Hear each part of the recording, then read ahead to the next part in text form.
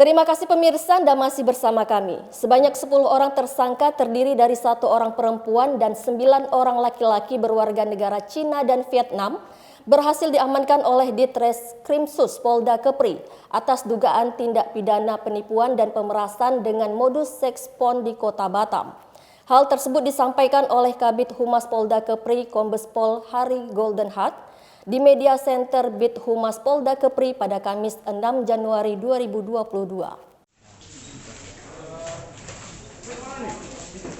Direskrimsus Polda Kepri Kombes Pol Teguh Widodo SIK mengatakan, pada Kamis 6 Januari 2022, konferensi pers atas dugaan tindak pidana penipuan dan pemerasan dengan modus seks fon oleh Subdit 5 Ditreskrimsus Polda Kepri dilaksanakan. Berawal dari informasi masyarakat, tim Subdit 5 Ditreskrimsus Polda Kepri telah berhasil mengamankan 10 orang tersangka di salah satu rumah yang ada di Kota Batam.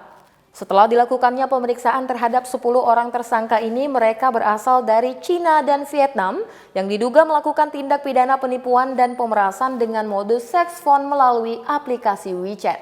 Dari 10 orang tersangka ini memiliki peran yang masing-masing. Ada yang bertugas melakukan profiling kepada korban yang berada di negara Cina, ada juga yang menjadi ikon yang melakukan video call seks, dan juga melakukan pencarian korban, menghubungi korban, merekam video call seks, mengancam korban, serta memeras korban dengan menggunakan sistem elektronik aplikasi WeChat. Akhirnya dari 12 warga negara asing yang kita amankan ini berasal semuanya dari yang 11 dari warga negara Tiongkok dan 1 dari warga negara Indonesia.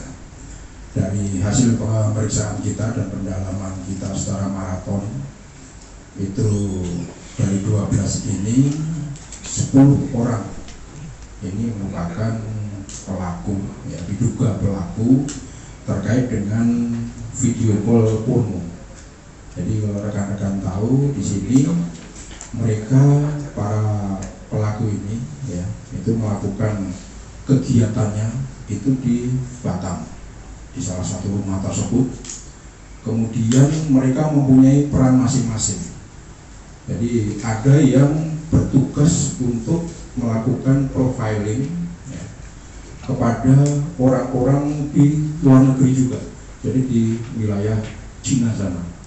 Karena ini rekan-rekan sekalian, karena ini seluruh korbannya ini adalah warga negara asing, kemudian saksi-saksi juga kebanyakan dari luar sana, makanya kami dari penyidik kemudian melakukan gelar perkara dan rencana pagi ini kita akan melimpahkan berkas pemeriksaan kami ke pihak imigrasi yang nantinya akan ditindaklanjuti oleh pihak imigrasi. Pengungkapan kasus ini kami juga mohon kerjasama dari Bapak Direktur Khusus dan Kabid Humas Polda. Siapa-siapa lagi yang orang asing yang berada di Batam, tentunya kita akan melakukan pemeriksaan lebih lanjut nanti ke depannya untuk penertiban orang asing ini supaya menggunakan visanya harus sesuai dengan aturan yang ada. Selama ini mereka penting punya visa, tapi dia salah gunakan dalam penggunaannya, seperti itu kira-kira. Apakah mereka masuk hanya sekedar masuk tanpa pengawasan begitu oleh imigrasi? Tentunya mereka dilakukan screening dulu sebelum masuk. Yang saya bilang tadi, dia masuk pasti lewat Jakarta dengan menggunakan visa yang ada. Tentunya kan ada visa kunjungan, visa tingkat terbatas digunakan itu. Tapi saat dia nyampe di Indonesia, dia salah gunakan. Dia mencari uang dengan hal yang seperti ini. Yang ini yang kita harus dalami sama-sama. Atas perbuatannya, para tersangka dijerat dengan pasal 45 ayat 1 JO pasal 27 ayat 1 dengan pidana penjara paling lama 6 tahun dan atau denda paling banyak 1 miliar rupiah.